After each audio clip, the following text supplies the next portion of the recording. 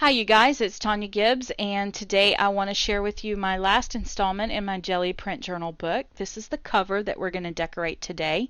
I saved this part for last because it would be difficult to keep the cover pristine without waiting till the very end. And here are some glimpses at the other spreads, and again I will link up a blog post below that has all the information you need for creating every one of these, the videos and everything, links to the videos. So to start with, we use this butterfly quite a bit in the book, so I decided to use my Ranger black archival ink to stamp a couple of these butterflies out on one of the Gelli prints. And I only end up using one, but I do like to stamp a couple while I have it out just in case I need it.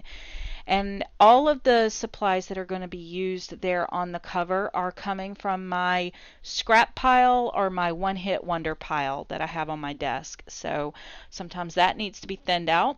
And I decided as I was looking at that cheesecloth that it would be nice to have some butterfly stamp there in the background for a depth of field. So I've used that stamp directly on that cloth, and I really love it. Just as a review, our cover was made by pulling a print on the Gelli plate on muslin. So I wanted to show you guys how you could do it on fabric, and it turned out fabulous. Look at this. So the cheesecloth is just going to help to soften up that harsh background with all those vibrant colors and give a nice texture to that. So now I've fussy cut out my butterfly, and I found this pen nib that says journal on it, and I'm going to use my Faber-Castell Design Memory Craft gel medium to adhere that pen nib to my butterfly, and I'm also going to very liberally add gel medium to the top of the butterfly so that he is good and sealed, since he's going to be on the cover of my book. Now I'm going to put that pen nib, a lot of this gel medium right on the back of that pen nib, and I'm going to put the butterfly and the nib to the side to dry for just a little bit so that it's not bouncing around while I'm trying to do my cover. So I'm going to apply some of that gel medium right on top of the cheesecloth, and then I had this piece of scrap from one of the projects I've done recently. This is from the Dusty Attic, and again I'll link up all the supplies down below, but this was just a piece of scrap from a layout that I made not too long ago in my bucket. So I'm going to add that there. It almost reminds me of a trellis, so it works great with my butterfly theme, and it's going to help to get that out of my scrap pile. Now this is a crocheted applique that came from a headband, a baby's headband. It was in the dollar bin of a sale somewhere, I don't know where, but look at things like that for these like applique type flowers, and I just cut it apart, and I ended up with about a dozen of them. It was awesome. So be on the lookout for that kind of thing in your department stores. So I'm going to take the pink paint that we've been using all along. These are from Plaid and Apple Barrel. This one is called Pink Parfait, and again I'll put all the color references down below.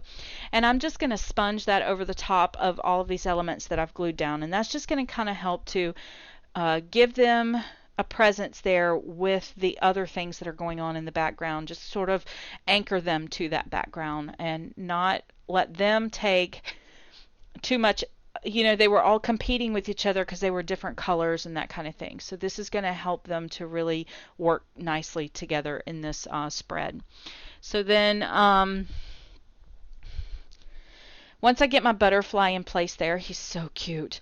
I found this token from Tim Holtz in Ideology. It says artful, but once again, between the pen nib and this token, they were two different colors of metal, and I didn't want the competition going on between them there, so I just covered both elements with a little bit of gesso, and now they work. Now they look like they belong together.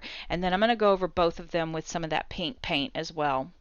So now I'm going into my stash to look for something to go in the center of my applique flower, and I've settled on this button.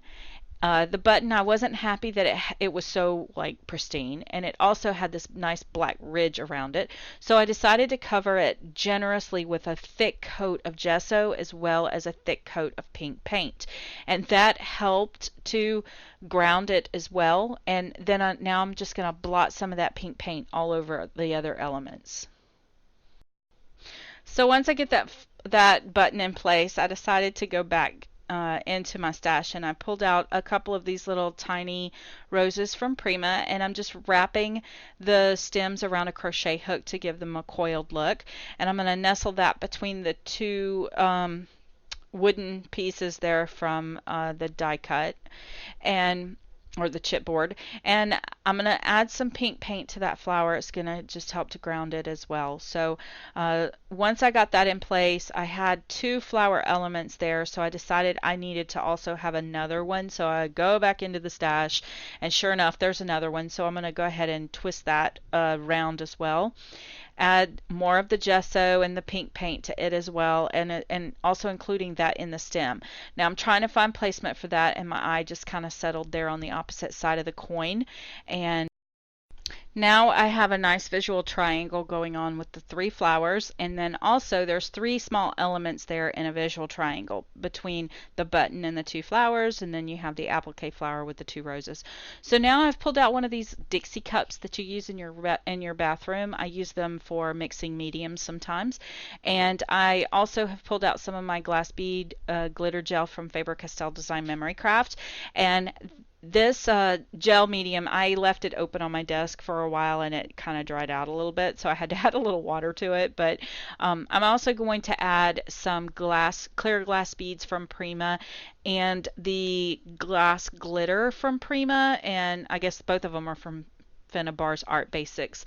And then I'm also going to add some glossy accents in there and mix that concoction up.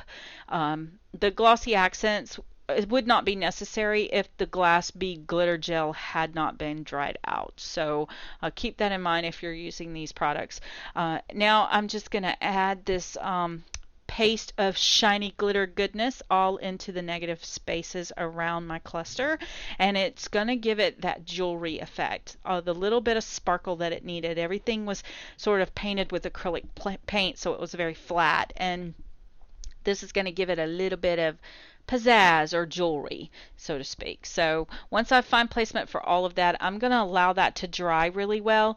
Now I will say it looks milky when it goes on, but as it dries crystal clear and just gorgeous. So you can tell in the close-ups at the end of the video just how awesome it is. So now I have the Bimini Blue from Apple Barrel and Plaid. It's number 21482. And I've added a lot of water there on my palette, and I'm allowing that to drip around the cluster.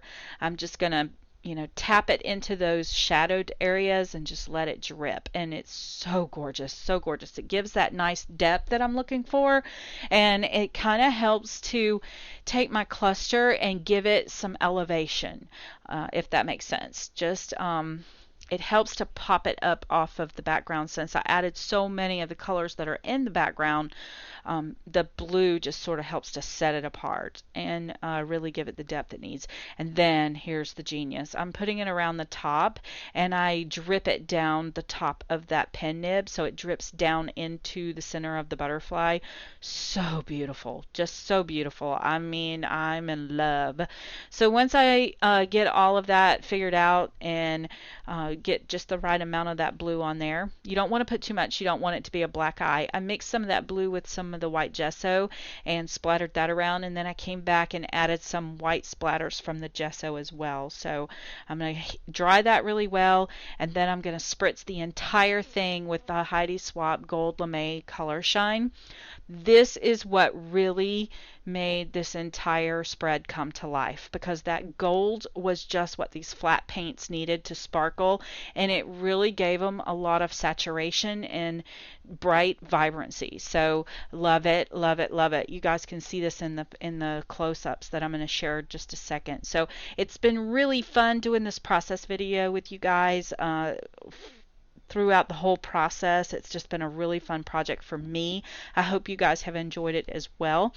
That was the back of the book cover, and here is the front, and then here is a close-up of that cluster. You can really see how much that gold lame helped everything just pop. It just added that sparkle that everything needed. You can really see the glass beads and the glitter there. It's so yummy, so yummy.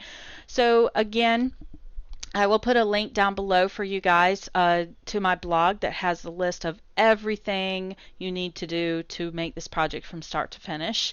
As always, if you decide to follow along, please hashtag following Tonya Gibbs in Instagram and Twitter so I can find you guys and see what you've made. I really love it when you share with me that I've inspired you to create a project. I love seeing your artwork.